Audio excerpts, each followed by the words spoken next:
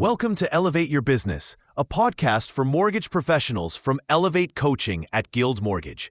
Hosted by Coach P, top producer, vice president of Elevate, and national coach, each episode is a playbook for success. You'll hear from top producers and industry leaders as they share the moves, mindset shifts, and lessons that shaped their growth, both at work and in life. Elevate your business, making the moves that matter.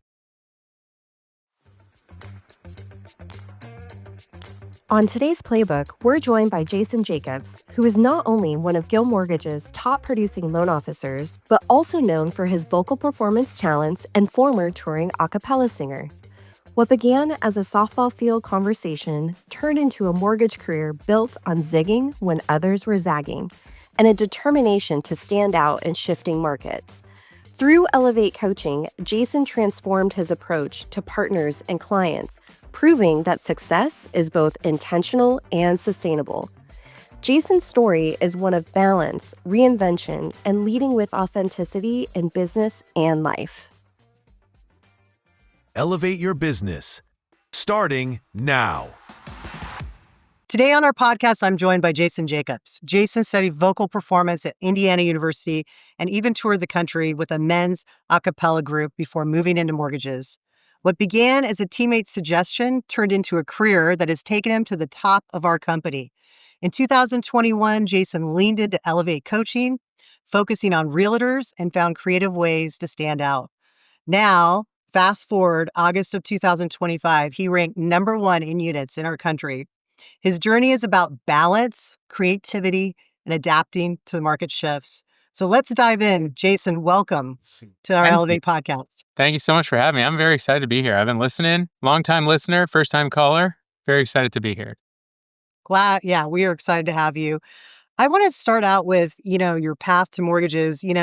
It's not exactly traditional, as all of us kind of got in, but let's share a little bit about your music and how did you get into this? How did you choose to go into music in college? What was your background? Yeah, I started singing at a young age, like 12 or 13, to try and meet girls, and it was very effective. I'm married with an 8-year-old, and just trying to figure out kind of what that looked like for me. And so I did like show choir, but I played sports, so I was like a very well-rounded young man. Played baseball and football in high school, and I was in the show choir, and I just like to entertain people. I think that's what it came down to for me. Like the music was never about the musicianship or the musicality, but more so about making people laugh, making people smile, and finding a way to entertain. That was always the most important part of music to me, and being in front of people. And so I actually think I get to do a lot of that in my day-to-day now. Like there's a performative nature to what we do when we're in front of people. Absolutely. I remember when we were at our last coaching retreat or one of our coaching retreats, and we went to a bar that had dueling pianos, and Jason got up at request of his coaches to get up and sing and perform for us. And it was so much fun.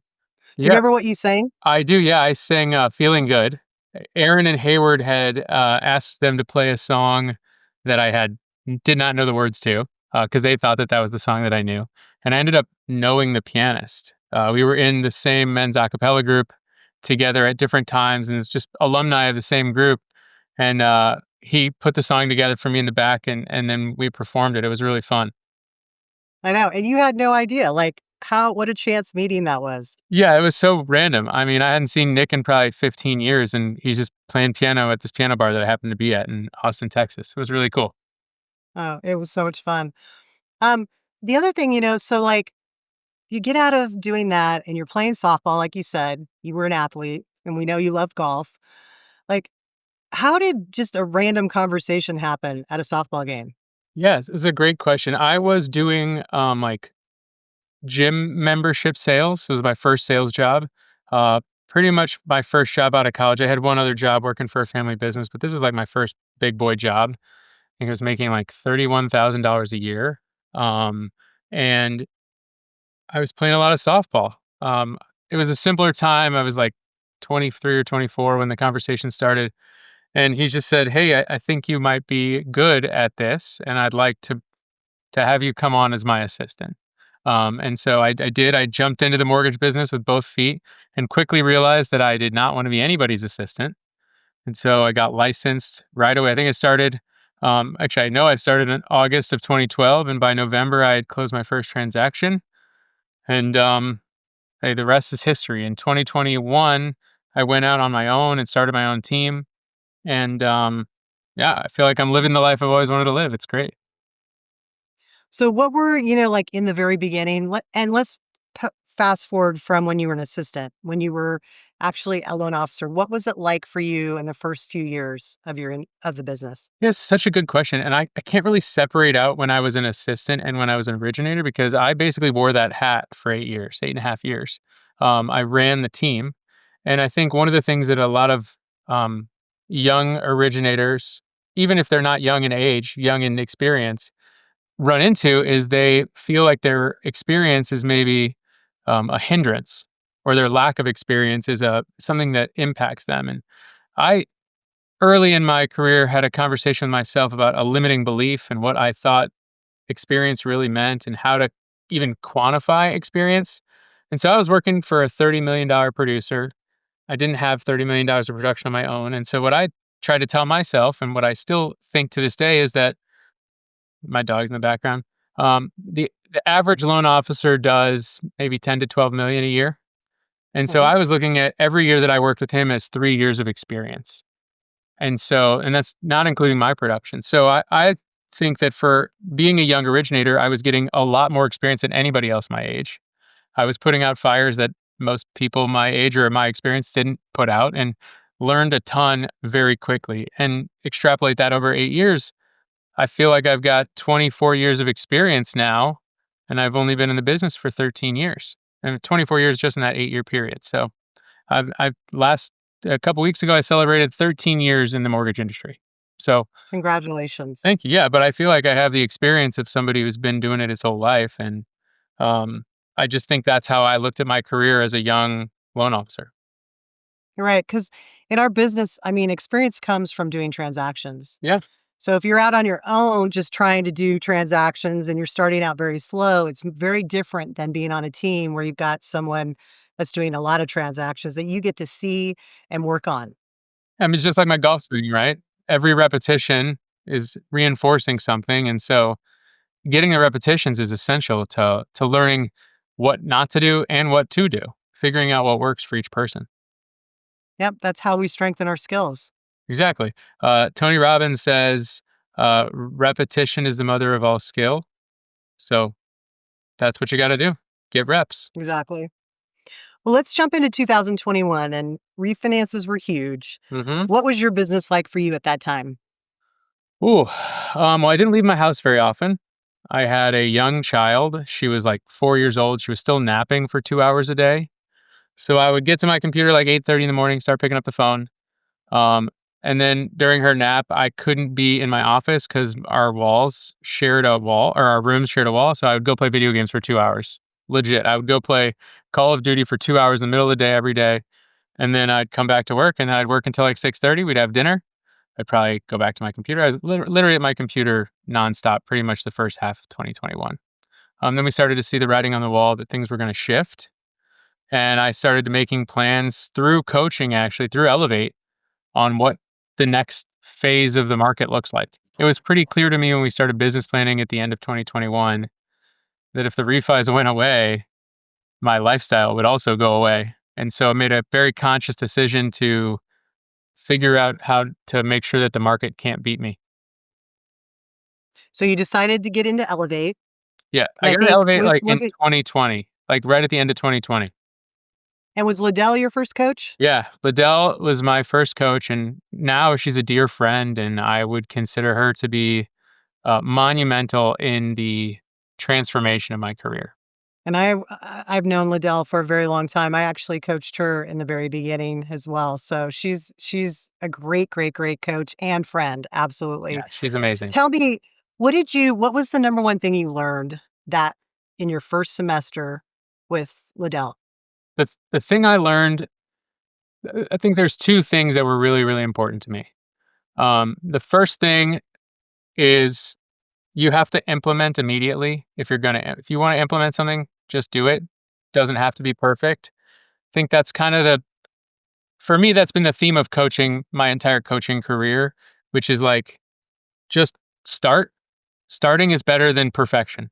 And perfection will never be there. Like, you're chasing something that doesn't exist. So if you can just start implementing, you'll have success a lot sooner. You'll be able to figure out what does and doesn't work. And then the other thing that became really, really important to me, especially at the time when she was my coach, which was like midway through 2021 and end of 2021, is how to stand out and be different, not just from the person down the street, but from the loan officer down the hall, because we saw the writing on the wall. Rates were not going to be in the twos forever. And when those rates started to climb, loan officers are going to realize they forgot to love on their realtors. And so I made the conscious decision to not only start calling my realtors sooner than I think most people, but to figure out what I was going to say and how it was going to sound different than everybody else that was calling them. Why would they take my call or sit down with me versus somebody else? So that was the thing that I think I took Let's away. talk about that process though, Yeah. because I think there's a lot of loan officers out there right now. That is the biggest struggle, is how do I stand out? I always talk about, what value are you going to bring, Mhm. right? No longer can you go in and just say, hey, I'm going to close your loan on time, or let's go get a beer, or, we've got to bring value. And especially when markets shift and change. And obviously, this has been challenging both on the real estate side and the lender side. So when you were sitting there thinking about, okay, I heard from Liddell, I need to stand out differently. So what was your process? So if a loan officer today was listening to this, how did you come up with that process? What did you do? What did you think about? I thought about the market challenges that realtors were facing. And so if you can flash back to 2021, rates were really low. People were buying everything that they could, and everywhere was a bidding war. Some offers were going for six figures over asking price. And like, we're not talking about $1 million homes here in Missouri, like $500,000 house going for $600K. So I recognize the challenges in our market, and I recognize what everybody else was saying. And loan officers typically talk about a few different things in their meetings with the realtors, which is, I'm a great communicator, I close on time, I have great products. And I just was like very, um, very focused on not sounding like that, not saying one of the things that the person in the next office over was saying. Like, and I'm guilty of it too. I spent the first, 9 years of my career saying that to realtors and having these great Mhm. coffees that didn't turn into business. And so for me, what I focus on is, how can I be in the trenches with the real estate agents to create partnership? It was important for me to add value that was beyond the empty promise of a referral, because loan officers promise that, I'm sure, a lot. I don't promise that. But I needed something that was going to add value to a lot of realtors' businesses. So we looked at the market. It was competitive. And that's how we came up with what we call the pitch affectionately in our coaching groups, which is how to help people win in competitive markets without taking on risk. And so when I was calling realtors and saying, hi, it's Jason Jacobs with Guild Mortgage. I'm an expert at helping clients win in a competitive market without taking on risk. Can we have coffee for 30 minutes? That's a lot more effective than having a conversation for 25, 30 seconds, figuring out if we can build rapport quickly, and then asking the question. So just figuring out a path to getting a direct answer, yes or no, and telling them something about me that other people aren't telling them that I think would add value to their businesses pretty quickly. So you came up with that pitch and you looked at what is the market condition, like what's going on right now? How can I help solve this problem? Right. Yep. So then when you took that, then what was your strategy as far as how many agents did you call? Yeah. How many appointments did you set? I was determined to never let the market beat me. That was like the most important thing in 2022 and 2023 and 2024. For me, it was like, I'm not going to let the market win. And I think what I recognized very quickly was, this is going to take a lot more work than what I put in 2020 and 2021. And so I think the number of phone calls I was making to refinance leads, I just shifted into calling real estate agents and trying to set as many appointments as I could. And as I evolved through coaching, what that looked like is trying to set appointments with 3 new real estate agents a week, new to me, new to my business. And I told every single realtor that would listen to me about how I make clients competitive without taking on risk, using the tools that we have at Guild, using the tools that we have within our region to help them stand out and help them win and come up with a strategy. I find realtors to be a little bit less intentionally business minded in most situations. And so I felt like they needed our help. They were frustrated. They were writing 20 offers. They were showing people 50 houses. And so I feel like I found the answer to their problems in a way that made an impact immediately. And a crazy thing started happening after I started meeting with them. They started sending me clients and we started winning our offers. And then the clients, they just shopped around for the lowest rate. So I was doing all this work up front and then the clients were shopping me around and it just evolved because what I realized in that moment was the realtors, they know the value I'm bringing to the table. They're sending me all their clients. But the clients, they have no clue what value I'm bringing. And so it was then at the end of 2022 when I started meeting with every client.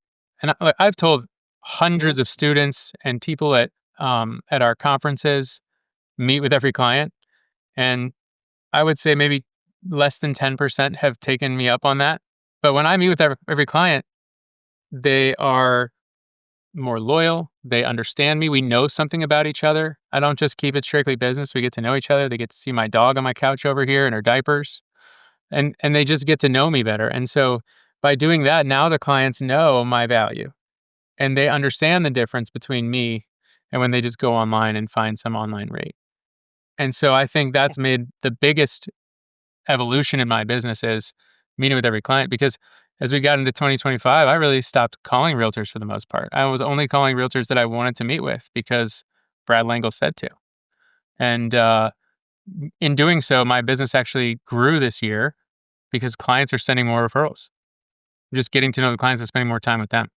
So that's how the evolution of what the market shifts were creating in my business. I think it's pretty exciting that, the reality of it is we can get to the consumer first. So if you establish and do what Jason's talking about and meet with your clients and really get to know them and they really get to know you, you're going to see that they're going to start sending you referrals. And as far as shopping, if you're only texting or sending emails or on the phone, it's so easy to text you back and say, hey, I'm going with another lender. Much harder. They're probably going to give you a shot at it if they're really shopping because they've gotten to know you. They've seen your face. It's much harder to say no. I totally agree. And I would just to piggyback off of that, if they are shopping you, ask for the opportunity to have the last chance. I mean, the answer is no until you ask. So when Exactly. Get the last dance. When I'm being shopped, I'm always saying, "Hey, look, I appreciate that you want to shop around. Can you do me a favor? Since we've spent so much time working together, and I really like working with you, can I have the last opportunity? If you find something by chance that's a little bit less expensive than what I'm offering you, can you give me an opportunity to match it so we can keep working together?" That goes a long way. I mean, I'm not losing, so it's working. Right. What do you have to lose, right? Yeah. I mean, if I don't ask, then they may not know that they can come back to me and see if I can match it. So Great. So now we come into August of 2025 of this year, and I pull up the top 100 and I see Mr. Jason Jacobs, number 1 in units. And so I had to call you and I'm like, okay, what are you doing? Is this all purchase business or what, what's going on? So tell her, what did you do? I mean, how did you get there? Because that's a big feat at this big company. yeah, honestly, my team and I didn't even think it was we didn't think we'd be even close to that. Like, not the number, but we didn't think we'd be number 1. It was a big surprise. I was actually in an interview to be a preferred lender at a real estate company when the list came out, and I came out to 35 phone calls missed and all these pings on Teams. So it was very surprising. What we did was we picked up the phone. I mean, I'm going to oversimplify it, but we saw a tiny refi opportunity in June and we picked up the phone and we asked people if they wanted to move forward. We took advantage of a product that we have specific to Guild, that's specific to our market, that gives refinancing borrowers a $2,500 lender credit. And we just tried to get as many people into a lower rate with the shortest amount of break-even time as possible. And by picking up the phone, like I've spent enough time with these clients face to face over Zoom that when I pick up the phone, they're gonna answer. And we've also spent a lot of time like doing client appreciation events over the last couple of years, so that rapport is built, so that when I do call, that they'll answer. And if I can call or text, and I think I'm a very efficient text messenger, but I was just calling and texting as many people as I could that it made sense for. And, my instincts from 2020 and 2021 took back over. And so if there was 36 units, and I think there was like 14 refinances. So it was a big purchase month for us still. July typically is, as people are trying to get in the school district they want to be in before school starts. But the 14 refinances certainly helped. Sir, oh my gosh, that was unbelievable. If you would go back to 2018 or 19, what's one piece of advice you'd give yourself? Well, that's a really good question. 2018 or 2019? I think in 2019 is when I started taking my career a little bit more seriously. Went to my first leadership summit in Dallas and heard Shayla speak for the first time, which was very cool. And I had not been taking my business intentionally. I'd been accidentally successful, I think. And successful to a point. Like I was making more money than I'd ever made in my entire life. Making six figures with a music performance degree is like pretty unheard of. So I didn't really apply myself the way that I would say I apply myself now, but I learned about the playbook. And I thought, if it's good enough for Shayla, I should at least try it. So I got home in February of 19 and I started doing the playbook religiously. And the playbook was, on Mondays, you call agents. On Tuesdays, you do updates. On Wednesdays, you call anniversaries and birthdays. On Thursdays, you call non-realtor referral partners and pre-approvals. And Fridays, you call your outstanding pre-approvals. And so I just did that every day. And it changed everything for me. And now we have the 5-3-2, which is equally as effective. But it's just like being consistent with the plan made it so that my business became consistent. And so that's what I would tell myself, is start sooner. And be consistent, Yeah. right? Whatever you choose to do. And I think that's a big thing for listeners to understand, is it doesn't matter. Everyone's business can be different in what you're doing or who you're attracting or who you're trying to go after as far as business referral partners, but it's just being consistent. And then what's the second thing? I mean, it's one thing to make the calls, but it's the follow-up, Yeah, right? it's the follow-up. And I will say, asking for the business is a really big thing that I think I see a lot of my students maybe avoid. And not maybe, they avoid it. People don't like asking the question. And I don't know if it's a fear of rejection or a fear of making people uncomfortable, but if you don't ask, it's going to take a lot longer to get business from somebody. And the person who is asking is going to get business from that realtor before you are. The difference between being a salesperson and buddy selling, I call it buddy selling when you just try to make them like you and hope that eventually they will send you a deal or send you a lead. I'm winning that business every time from whoever's buddy selling that realtor because I'm asking for the opportunity, And so, Right. yeah, I think that's like the key. Just ask. Bring value, right? It's And then ask for the business. and it's not enough to just bring value. I read the book Ninja Selling. It's a real estate book, and it's one thing to know what your value is and be able to bring that value, but the real skill that you need to master to create growth is communicating that value to other people so that they understand your value. Because it's not enough for me to know what my value is, and that's when I started meeting with clients when I was reading that book, because the clients didn't understand my value. They were just shopping me around. They just thought I was just another guy. And I'm not another guy. I'm the top loan officer in July in units at Guild Mortgage. So I needed to figure out how to communicate that to them so that they understood the value I was bringing, because it's not enough for me to know it. No, you got to articulate it, Yes. right? So You you've have got to to be clear. be an expert at communicating it. So what's next for you, Jason? Like, what's another big goal or a project do you have that you're looking forward to? That's a good question also. Um, I I got burnt out at the end of last year. Not letting the market beat me is a really tough way to go about your day to day, because you feel like you're always in an adversarial relationship with the market. And I made a conscious decision to not business plan at the end of 2024. So I made Chairman's Club by $148,000. And I had 4 really, really, really tough deals close on December 30th. And at any point in time, one of them could have moved to January, and I wouldn't have made Chairman's Club. Um, and so I was working my tail off right up until the end, and I didn't take the time to business plan because I was focused on the goal at hand. And so I did not business plan. I do not have a goal for this year. We are tracking well ahead of last year. Um, but for me, what's next is being focused on my mental health and being focused on some of the things that when you say you're not going to let the market beat you, that you've sacrificed. And so that would look like my health, quality time with my wife and daughter, vacations, playing golf, get my handicap pretty low right now.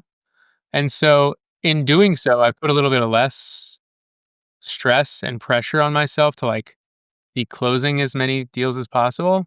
It's actually freed me up to feel better. And I think that whether it's a realtor or a potential prospect, if there is any hint of desperation or any hint of like false sense of urgency, it puts people's guard up and it sends up red flags. And so I think by caring less about that and making that less of a priority, it has freed me up to just be myself and find my people and find my tribe within the people that I'm working with. I've fired a couple of real estate agents that I didn't want to work with anymore. I've just really prioritized, am I enjoying my life? And I am. Short answer is I am. And it's actually made business a lot easier for me. So I think another thing that I love when we talk, you love to play golf. And how many rounds have you played this year? Year to date, I think I'm at like 78.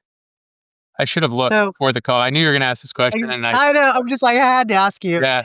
And you said, what did you score yesterday you played? Well, I played 36 holes yesterday because I didn't have any appointments. I shot 82 in the first round, and then I had my best round ever. It was just like, oh, I have time. I'll play 18 more.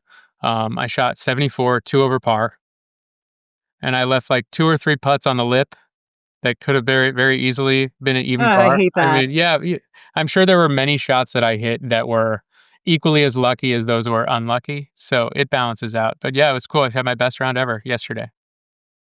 So when you started playing more golf, tell everybody, like, so how did you create your schedule? Because I'm sure people are like, how's he doing that? Yeah, absolutely. Well, I work at night. I mean, so I have my regional manager, somebody I've worked with my whole career. His name's Brad Bradford. And he told me that when he got into business, he would go out at night with realtors. Like he would just call them and invite them to nighttime happy hours and go out, go to dinners, go drinking, and do the things that his competitors weren't doing. And so as the market was shifting and I was trying to meet with clients, they are not available from 9 to 5. Like most people are not able to meet me on Zoom from 9 to 5. And if they can, great, I'll meet them on Zoom. But my daughter goes to bed relatively early, 7:30, 7:45 timeframe. Like I said, she's young, she's 8. She goes to bed really early. She needs a lot of sleep. So I started scheduling my meetings at 7:30, 2 to 3 nights a week. I would say on average, I probably have 1 meeting a week. It's very rare for me to meet all 3 of those nights, but I leave 3 nights open every week and I meet with clients at night. And in doing so, if I'm going to work at night, I'm going to play during the day. Like it's what's going to happen. So that's how I've been able to free up my schedule.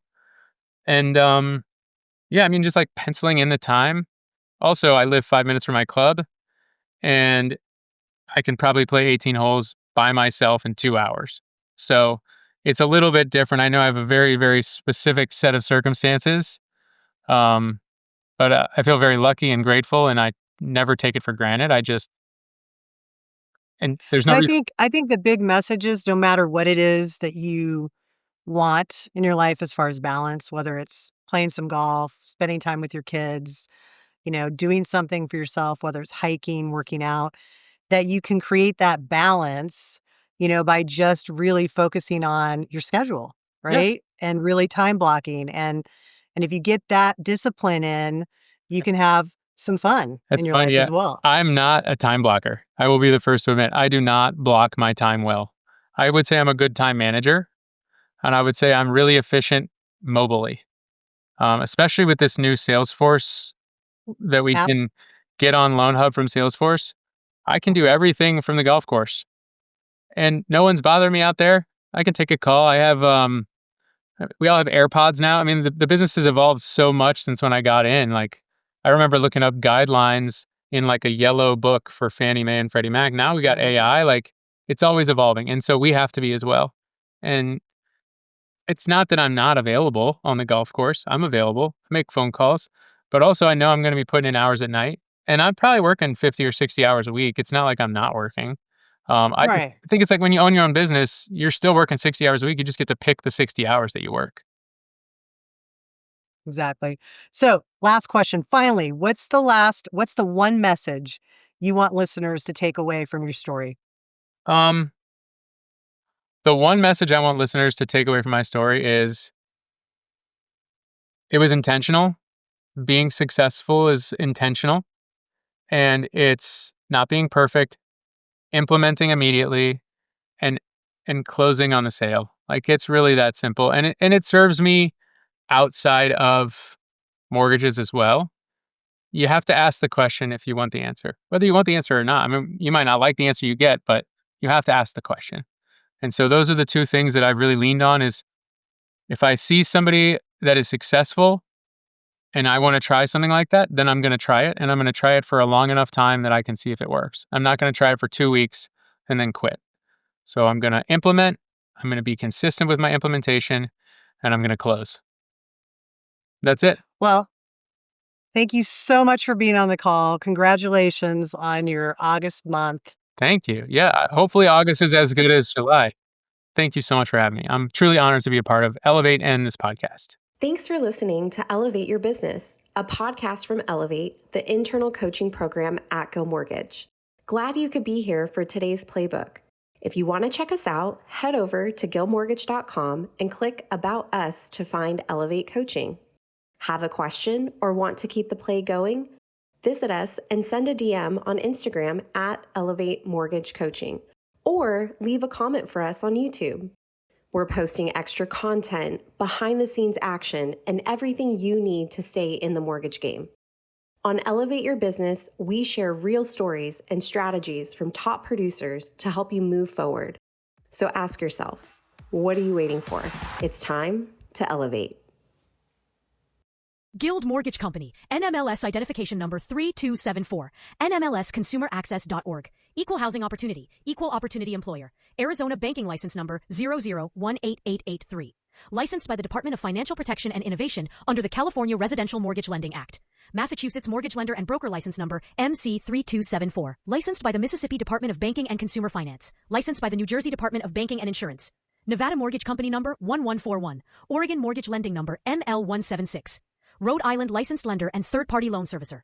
Guild Mortgage Company, 5887 Copley Drive, San Diego, California, 92111. For licensing, visit guildmortgage.com/licensing. All loans subject to underwriter approval. Terms and conditions apply. Subject to change without notice. Elevate is an internal Guild Mortgage Company coaching program and not a separate entity. Podcast content is provided for informational purposes and based on publicly available materials or tactics used in the industry. The views, strategies, or opinions discussed do not necessarily represent those of Guild Mortgage Company or its affiliates. Intended for mortgage industry professionals only. Paula Nirschl, NMLS number 383396. Jason Jacobs, NMLS number 958441.